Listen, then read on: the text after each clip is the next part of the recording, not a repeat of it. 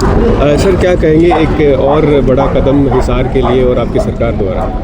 आज हिसार के लिए बड़ी खुशी की बात है कि हिसार को एक बहुत अच्छा तोहफा देने का काम रेलवे ने किया है। यहाँ से सीधी आज से रेल जो है इंदौर के लिए शुरू हुई है और पहले दिन से ही बहुत यात्री यहाँ से इसमें गए हैं, क्योंकि इंदौर मध्य प्रदेश भी बहुत से लोग यहाँ से जाते हैं, व्यापार की दृष्टि से भी जुड़े हुए हैं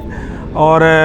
वहाँ पे बहुत बड़ा तीर्थ स्थान भी है। उज्जैन के अंदर महाकाल की पूजा करने के लिए भी बहुत लोग यहाँ से जाते हैं, तो उन सबको बहुत सुविधा मिलेगी। दिल्ली जाने वालों के लिए भी यहाँ से ये हांसी महम और सीधा दिल्ली जाएगी तो समय भी बचत होगी, लोगों को इससे बहुत अच्छी सुविधा जो है वो मिलेगी। मैं धन्यवाद करूँगा हमारे देश के यशस्वी प्रधानमंत्री जी का और हमारे रेलवे मंत्री जी का कि वो निरंतर रेल की सुविधाएं यहाँ देने का काम कर रहे हैं। पिछले दिनों भी मुझे आदमपुर जाने का मौका मिला था, एक गोरखधाम को वहाँ से शुरुआत करने का मौका मिला था और आज जो नई रेल यहाँ से चलाने का काम किया है, जो सप्ताह के अंदर 3 दिन चलेगी, वीरवार, शनिवार और सोमवार को, तो इससे बहुत सुविधा हिसार वासियों को जो है वो मिलेगी। निरंतर हिसार आज प्रगति के पथ पर है और भी जो डिमांड जो लगातार पब्लिक की तरफ से आती है, क्योंकि आज की जो मौजूदा जो सरकार है वो लोगों के द्वारा और लोगों के लिए है। लोगों की तरफ से जो भी कोई डिमांड आती है उसको पूरा करने का काम आज की हमारी मौजूदा सरकार, चाहे स्टेट गवर्नमेंट है और चाहे वो सेंट्रल गवर्नमेंट है, वो पूरा करने का काम करती है। सर हवाई मार्ग के साथ साथ में रेलवे मार्ग से हिसार को बड़े शहरों के साथ जोड़ा जा रहा है, और भी कोई योजनाएं हैं? बिल्कुल, बहुत सी योजनाएं हैं। अभी IMC भी बनाने का काम कर रहे हैं, बहुत बड़ा सेक्टर जिससे औद्योगिक गतिविधियां यहाँ होगी और एयरपोर्ट के बिल्कुल साथ, और यहाँ से जब अभी एयरपोर्ट भी शुरू हो गया, एयर कनेक्टिविटी भी हो गई और रेलवे कनेक्टिविटी भी अच्छी हो गई और सड़कों की पहले ही हमारी बहुत अच्छी हालत यहाँ है कि पूरे प्रदेश के अंदर जो 23 जिले सारे के सारे नेशनल हाईवे से जुड़े हुए हैं और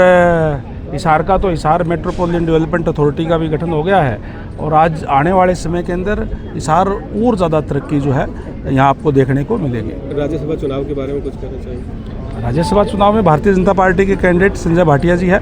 हमारे पास नंबर पूरे हैं और वो निश्चित तौर पर वो जाएंगे। और जो एक कैंडिडेट हमारी माता जी खड़ी आपके बीच में, निर्दलीय विधायकों ने भी खड़ा किया है, हम इनको भी सपोर्ट कर रहे हैं जितने हमारे पास जो एक कैंडिडेट के लिए जाने के लिए चाहिए, क्योंकि 48 वोट जो है वो भारतीय जनता पार्टी के पास है, 31 चाहिए, तो 17 वोट हम, क्योंकि ये लगातार निर्दलीय जो है सरकार का समर्थन कर रहे हैं, सरकार के साथ है, तो हमारा भी समर्थन इनके साथ है और निश्चित रूप से उनको भी शुभकामनाएं। और जिस तरीके से कांग्रेस पार्टी का जो पीछे का इतिहास रहा है, क्योंकि कांग्रेस पार्टी गुटों में बटी हुई है, गुटों में ही बटी है, तो इसीलिए कहीं न कहीं जो हमारे जो निर्दलीय विधायकों ने जो अपना कैंडिडेट खड़ा किया है उनको भी एक उम्मीद जगी है। तो निश्चित रूप से अगर जो इतिहास फिर से दोहराएगा तो फिर से हमारा जो इनका कैंडिडेट भी जो है वो जाएगा, निर्दलीय भी हमारा। सर कांग्रेस की एक नेता है और उन्होंने कांग्रेस के ऊपर ही करोड़ों के आरोप लगाए हैं पैसे के लेन देन को लेकर। मैंने यही कहा ना, आज कांग्रेस गुटों में बटी हुई है और बहुत ही वो मैंने भी देखा था कि महिला कांग्रेस की शायद कोई जनरल सेक्रेटरी ने आरोप लगाया है। अगर वो महिला कांग्रेस की जनरल सेक्रेटरी है और बावड़ से टिकट मांग रही है तो स्वाभाविक है कि रिजर्व कैंडिडेट होगी, और अगर इस तरीके की बात हुई है तो बहुत ही सीरियस मुद्दा है। अगर वो, मैं तो ये कहूँगा कि उनको सरकार के संज्ञान में लाना चाहिए, उनको एप्लीकेशन देनी चाहिए, कानून अपना काम करेगा।